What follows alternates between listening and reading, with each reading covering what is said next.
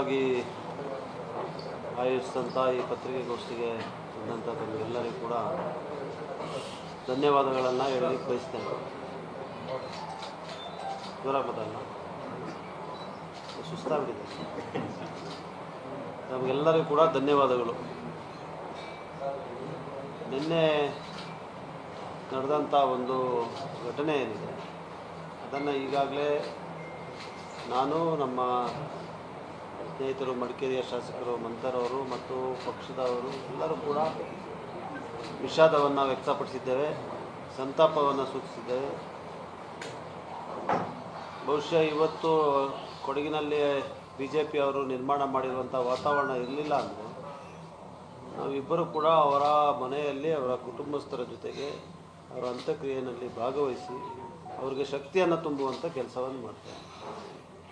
ಆದರೆ ಇವತ್ತು ಯಾವ ರೀತಿ ಏನು ಮಾಡಿದ್ದಾರೆ ಅಂತ ಹೇಳಿದ್ರೆ, ನಾವು ಜನಪ್ರತಿನಿಧಿಗಳಾಗಿದ್ದರೂ ಕೂಡ ಯಾವುದೇ ಪಕ್ಷದವರು ಇರ್ಬೋದು, ವಿನಯ್ ಸೋಮಯ್ಯನವರ ನಿಧನ ಏನಿದೆ ಅದು ಈ ರೀತಿಯಾದಂಥ ಒಂದು ಘಟನೆಯನ್ನು ಯಾರೂ ಕೂಡ ಸಹಿಸ್ಕೊಳ್ಳಲಿಕ್ಕೆ ಸಾಧ್ಯ ಇಲ್ಲ, ಯಾರೂ ಕೂಡ ಜೀರ್ಣಿಸ್ಕೊಳ್ಳಲಿಕ್ಕೆ ಸಾಧ್ಯ ಇಲ್ಲ. ಎಲ್ಲರೂ ಅದಕ್ಕೆ ವಿಷಾದವನ್ನು ವ್ಯಕ್ತಪಡಿಸ್ತಾರೆ. ಆದರೆ ವಾಸ್ತವ ಮತ್ತು ನಿಜಾಂಶವನ್ನು ಮುಚ್ಚಿ ಶವದ ಮೇಲೆ ರಾಜಕಾರಣ ಮಾಡುವಂಥ ಪ್ರವೃತ್ತಿ ಏನಿದೆಯಲ್ಲ BJP ಅವರು, ಅದನ್ನು ಅವರು ಇವತ್ತು ಮುಂದುವರಿಸಿರೋದನ್ನು ನೋಡಿದಾಗ ಸಾಮಾಜಿಕ ಕಳಕಳಿ ಇರುವಂಥ ಯಾರೂ ಕೂಡ ಇದನ್ನು ಒಪ್ಪಲಿಕ್ಕೆ ಸಾಧ್ಯ ಇಲ್ಲ. ಇವತ್ತು ಸಮಾಜದಲ್ಲಿ ಸುಧಾರಣೆಯನ್ನು ತರಬೇಕು, ಮೌಲ್ಯಗಳು ಮತ್ತೆ ಬರಬೇಕು ಅಂಥೇಳಿ ಒಂದು ವಾತಾವರಣ ನಿರ್ಮಾಣ ಮಾಡಬೇಕು ಹೋರಾಟ ನಡೀತಾ ಇದ್ದಂಥ ಸಂದರ್ಭದಲ್ಲಿ ಹಿಂದೂ ಸಮಾಜದ ಸಂಸ್ಕೃತಿಯನ್ನು, ಆಚಾರ ವಿಚಾರಗಳನ್ನು ಎತ್ತಿಡಿಯುತ್ತೀವಿ ಅಂತೇಳಿ ಬೊಬ್ಬೆ ಹೊಡೆದು ಬಿಂಬಿಸಿ ಮತಗಳನ್ನು ಪಡಿತಾ ಇರುವಂಥ ಭಾರತೀಯ ಜನತಾ ಪಕ್ಷದವರು ನಿನ್ನೆಯಿಂದ ವಿನಯ್ ಸೋಮಯ್ಯನವರ ಶವದ ಜೊತೆ ಯಾವ ರೀತಿ ವರ್ತಿಸ್ತಾರೆ ಅಂತ ನೋಡಿದ್ರೆ ಇದನ್ನು ಧಿಕ್ಕರಿಸಲೇಬೇಕಾಗುತ್ತೆ. ಯಾರೇ ಕೂಡ ನಾಗರಿಕರು ಇದನ್ನು ಒಪ್ಪಲಿಕ್ಕೆ ಸಾಧ್ಯ ಇಲ್ಲ, ಯಾವುದೇ ಪಕ್ಷದವರು ಕೂಡ ಆಗಲಿ. ತನಿಖೆ ಆಗಲಿ, ಪ್ರಾಸಿಕ್ಯೂಷನ್ ಆಗಲಿ, ಇದನ್ನು ಒತ್ತಾಯಿಸುವಂಥದ್ದು ತಪ್ಪು ಅಂತ ನಾನು ಹೇಳ್ತಾ ಇಲ್ಲ, ಯಾರು ಕೂಡ ಅದನ್ನು ಹೇಳಲಿಕ್ಕೆ ಸಾಧ್ಯ ಇಲ್ಲ.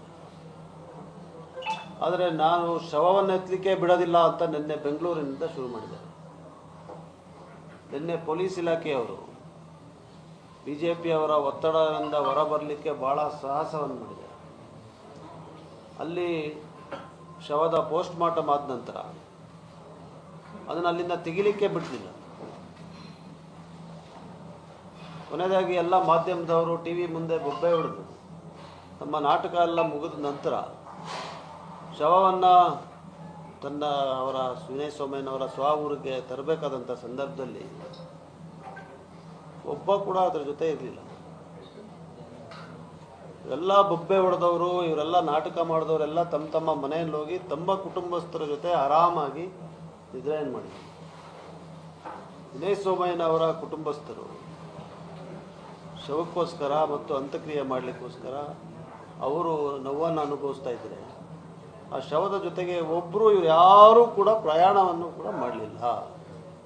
ಅದ್ರ ಜೊತೆಗೆ ಒಬ್ಬ ವ್ಯಕ್ತಿ ಮಾತ್ರ, ಅವರ ಸ್ನೇಹಿತನೋ ನೆಂಟರು ಯಾರೋ ಒಬ್ಬ ಮಾತ್ರ ಆ್ಯಂಬುಲೆನ್ಸ್ ಒಳಗಡೆ ಇದ್ದ, ಬೇರೆ ಪೊಲೀಸ್ನವರು ಕರ್ಕೊಂಡು.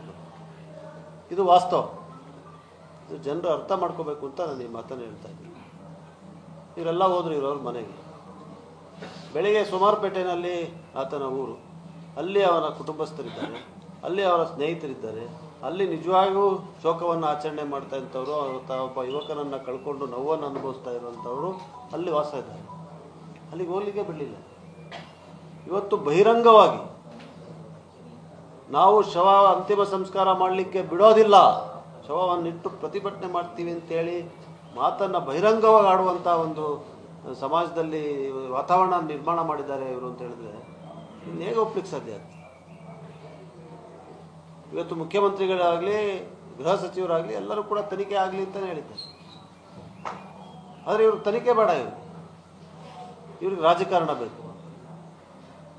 ಇವತ್ತು ನಾನು ನೇರವಾಗಿ ಹೇಳಲಿಕ್ಕೆ ಬಯಸ್ತೇನೆ, ಇವತ್ತು ವಿನಯ್ ಸೋಮಯ್ಯನವರ ಒಂದು ನಿಧನ ಏನಿದೆ, ಅವ್ರು ಮಾಡ್ಕೊಂಡಿರುವಂಥ ಆತ್ಮಹತ್ಯೆ ಏನಿದೆ, ಅದಕ್ಕೆ ನೇರ ಕಾರಣ ಅವರು ಯಾವ ಸಂಘಟನೆ ಜೊತೆ ಗುರುಸ್ಕೊಂಡಿದ್ರು ಅಂದರೆ ಭಾರತೀಯ ಜನತಾ ಪಕ್ಷದ ಜೊತೆ ಗುರುಸ್ಕೊಂಡಿರೋದೇ ಇದಕ್ಕೆ ಕಾರಣ. ಯಾಕಂದರೆ ಅಲ್ಲಿ ಅವರು ಮಾತಾಡಿದಂಥ ಮಾತುಗಳನ್ನು ನೋಡಿದಾಗ ಎಲ್ಲೋ ಅವ್ರಿಗೆ ಯಾವುದೇ ರೀತಿಯಾದಂಥ ಬೆಂಬಲವನ್ನು ಈ ಸಂಘಟನೆಯವರು, ಈ ಪಕ್ಷದವರು ಯಾವತ್ತೂ ಕೊಟ್ಟೆ. ಇವತ್ತು ಬಂದು ಅವರ ರಾಜ್ಯಾಧ್ಯಕ್ಷರು ಹಣನ ಕೊಟ್ಟಿದ್ರಲ್ಲ, ಬಹುಶಃ ಅದನ್ನ ಒಂದು ವಾರ ಹಿಂದೆ ಕೊಟ್ಟಿದ್ದರೆ ಇದು ನಿರ್ಮಾಣ ಆಗ್ತಾ ಇಲ್ಲ ಅಂತ ನಾವು ಆಲೋಚನೆ ಮಾಡ್ತೀವಿ. ಇದು ನಿಜಾಂಶ. ಇವತ್ತು 12:30ವರೆಗೂ ಅದರ ಜೊತೆ ಶೋಕಾಚರಣೆ ಮಾಡೋದಕ್ಕೇ ಬಿಡದೆ ಶವದ ಪ್ರದರ್ಶನವನ್ನು ಮಾಡಿ ಏನು ರಾಜಕಾರಣವನ್ನು ಮಾಡಿದ್ದಾರೆ, ಇದನ್ನು ನಾವೆಲ್ಲರೂ ಕೂಡ ಸಮಾಜದಲ್ಲಿರುವಂಥ ಯಾರೇ ಕೂಡ ನೈತಿಕತೆ ಇರುವಂಥವರು, ಜವಾಬ್ದಾರಿ ಇರುವಂಥವರು ಇದನ್ನು ಧಿಕ್ಕರಿಸಬೇಕಾಗ್ತದೆ, ಖಂಡಿಸಬೇಕಾಗ್ತದೆ.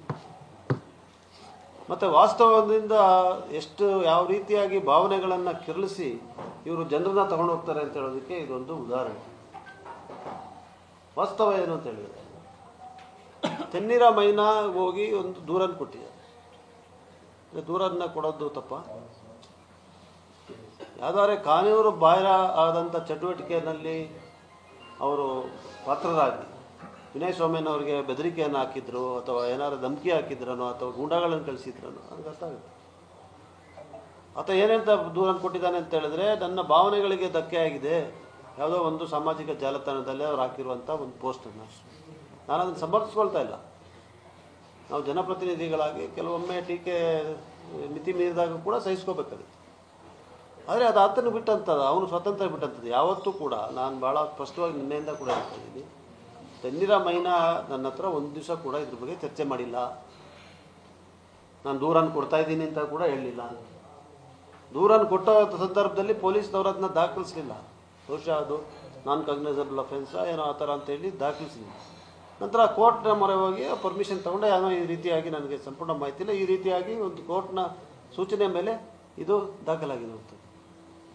ದಾಖಲಾಗಿದ್ದ ಮೇಲೆ ತಡೆಯಾಜ್ಞೆಯನ್ನು ಪಡೆದಿದ್ದಾರೆ ಉಚ್ಚ ನ್ಯಾಯಾಲಯದಲ್ಲಿ, ಮತ್ತು ಜಾಮೀನು, ನಿರೀಕ್ಷಣಾ ಜಾಮೀನನ್ನು ಕೂಡ ಪಡೆದಿದ್ದಾರೆ.